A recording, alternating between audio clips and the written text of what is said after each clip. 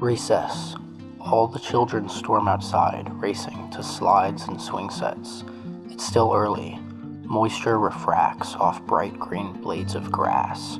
There's a boy in blue shorts, age 8, named Oscar. He stands under a big tree with red leaves, drinking out of a juice box. Apple, of course. Apple juice was Oscar's favorite kind of juice. The box had the best design, with green, yellow, and red on it. It was also the rarest type of juice the school had. Much more common were grape, fruit punch, and if you can believe it, orange. Oscar clenches the juice box in his right hand. He commits to finishing the apple juice with a big sip, then takes a sigh of relief and smacks his lips. He goes to the nearest trash can to throw it away, but as he does, he notices something very strange. The juice box is stuck inside his hand, or his hand is stuck inside the juice box. The juice box is where his hand is. He can see his fingers poking out, moving around, but how can it be doing this? How can it be going right through his hand? There's no blood. Nothing's wrong with the juice box. Oscar tries pulling the apple juice out, but it won't budge. He starts breathing heavily, realizing this is real now that he's touched it. He tries throwing his arm around, hoping to get the juice box to fly off his hand, but it doesn't move even a millimeter from the center of his palm. In fact, it stops rotating altogether. Oscar now looks at his juice box hand. No matter which way Oscar angles it, the juice box remains facing horizontally parallel to the ground, his fingers and wrist passing through it seamlessly. Oscar's eyes widen, his heart rate increases, he starts to sweat. He looks around, nobody else has noticed anything weird. He takes off sprinting back into the school, racing through empty hallways to get to the nurse's office. Oscar throws the door open and runs to the front desk. "Nurse, please help me. I have... Nurse Norma looks up. "What is it, honey?" "Oh, show me that." Oscar walks around the desk, shows his juice box hand to Nurse Norma. She looks at it closely. "I have never seen anything like this. Is it hurting you?" Oscar shakes his head. He can't feel it at all.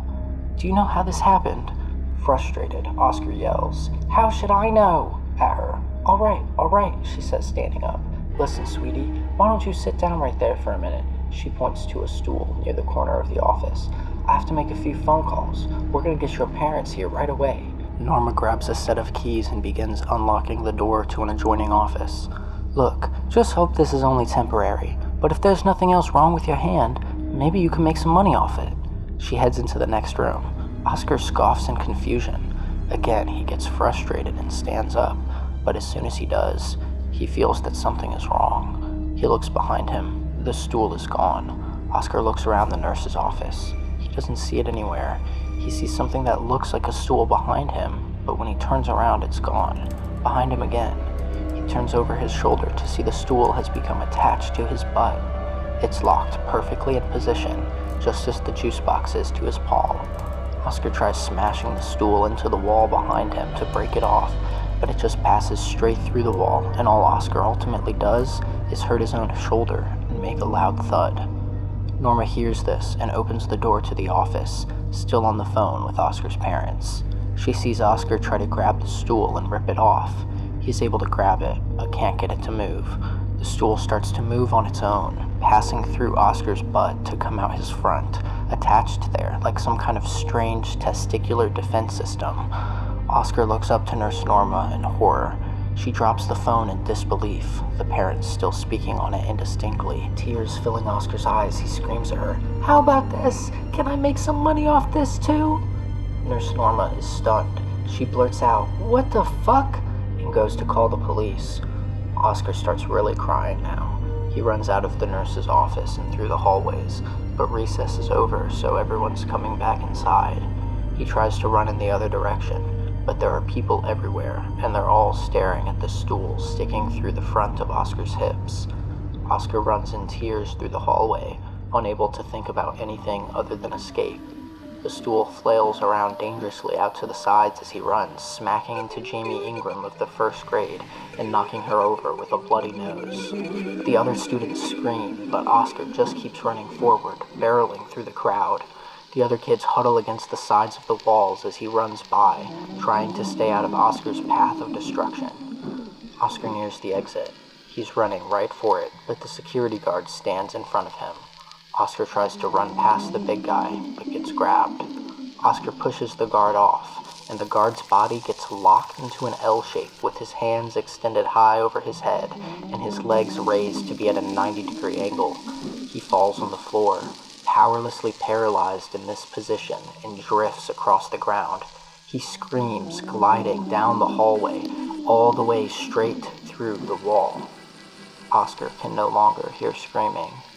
He starts to hyperventilate and runs to the front door in a panic. He throws it open, and as he's going through, he suddenly finds himself frozen. He can move his arms, his legs, and his head, but his feet won't touch the ground. He can't move forward. He looks to his sides, seeing half his arms protruding out from the metal door. He feels nauseous and looks down. His chest disappears into the flat steel surface, his left knee protruding out a few feet below that. Oscar shakes his head in abject horror. The door swings on its hinges, the boy being rocked powerlessly back and forth. He runs in place, arms and legs passing effortlessly through the door without moving Oscar from his spot an inch. The light outside is dazzlingly bright and seems to get brighter and brighter. The rays of the sun reflect off every surface, magnifying in intensity over and over again. The walls of the school disappear, leaving only the classrooms, students, and teachers. The ground disappears, being replaced with empty black space. Still, everything outside gets brighter, cascading and culminating in a blinding flash. And now, complete darkness. Oscar's in a void, completely directionless. There is no forward or backward or even right side up. He walks on no surface for no reason, for there is nowhere to go. This goes on for, well, Oscar was never very good at counting. It feels like it never ends, but he doesn't get hungry or thirsty or tired. He just keeps walking through nothing towards nothing. This goes on for, well, Oscar was never very good at counting. It feels like it never ends, but he doesn't feel older. His hands look the same, although there are no mirrors, so he can't truly tell.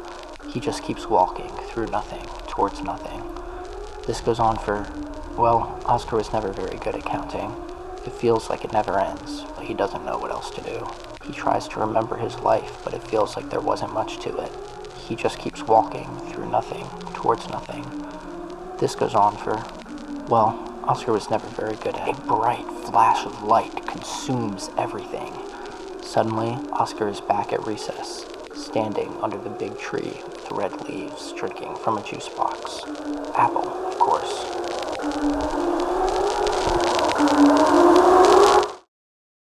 Okay guys, happy Halloween everybody. It is Halloween 7:30 as I'm recording this, so I'm a little bit late to it, but I just felt like I have had a lot of downtime recently. I just felt like it would be a waste if I had all of this downtime and no creative output, so I wanted to make something, even if it's like just a silly little YouTube video. You know, you have to remember YouTube is like a creative outlet and you can put your stuff on there and get feedback, so that's, you know, thank you guys for watching. I'd love to know, give me a comment what you thought about this.